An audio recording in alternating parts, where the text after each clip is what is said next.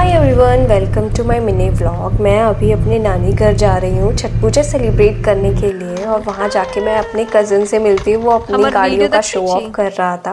उसके बाद हम आ गए आटा चक्की पर, जहाँ हमने गेहूँ पिसवाया। ये गेहूँ का प्रसाद सिर्फ एक ऑफरिंग ही नहीं है, बल्कि इस प्रथा का प्रतीक भी है जो हमें याद दिलाता है अपनी मेहनत और धरती से जुड़ी संस्कृतियों का।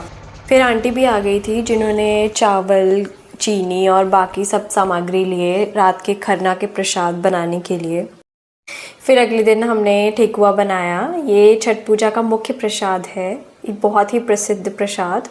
इसमें हम गेहूं का आटा और चीनी या फिर आप गुड़ भी इस्तेमाल कर सकते हो और इसे चूल्हे पे बनाया जाता है। और हमारे यहाँ ना मिथिला में ठेकुआ को ठेकुआ नहीं बोलते, बेसिकली यहाँ पे हम इसे बोलते हैं टिकरी। ये टिकरी से ना हमारी बचपन की बहुत सारी यादें जुड़ी है और छठ पूजा में तो ठेकुआ मस्ट है, इसके बिना तो छठ पूजा ही अधूरा है।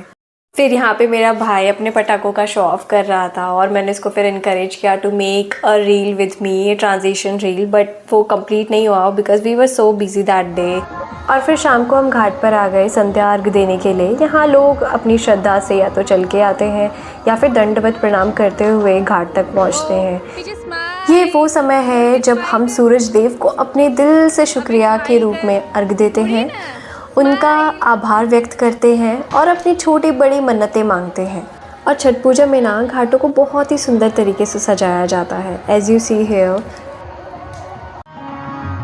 फिर हम पहुंच गए अपने घाट और यहाँ पे ना हम ढलते हुए सूर्य देव को अर्घ देते हैं और अर्घ के ज़रिए उनका आशीर्वाद और उन्नति की प्रार्थना करते हैं। और छठ पूजा ना बिहारियों के लिए सबसे बड़ा त्यौहार होता है। ये रात हम दिवाली की तरह मनाते हैं, हर तरफ रोशनी और खुशी छाई होती है। घर पे पटाखे जलाते हैं और अपनों के साथ मिलकर खुशियों को सेलिब्रेट करते हैं। और फिर अगली सुबह हम सब लोग 4:30 बजे तक घाट पहुंच गए थे।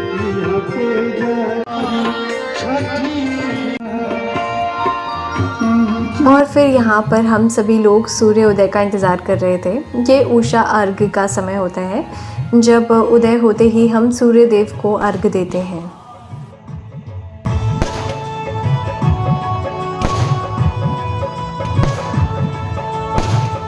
और फिर यहाँ पर जैसे ही सूर्य उदय होता है, हम सब मिलकर प्रसाद अर्पण करते हैं सूर्य देव को, उनको अर्घ देते हैं।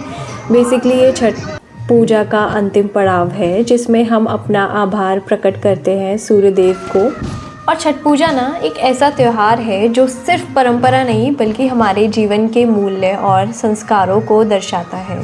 Also, it symbolizes our deep devotion towards Surya Dev, as it is through his blessings that we are able to receive gift of foods and life.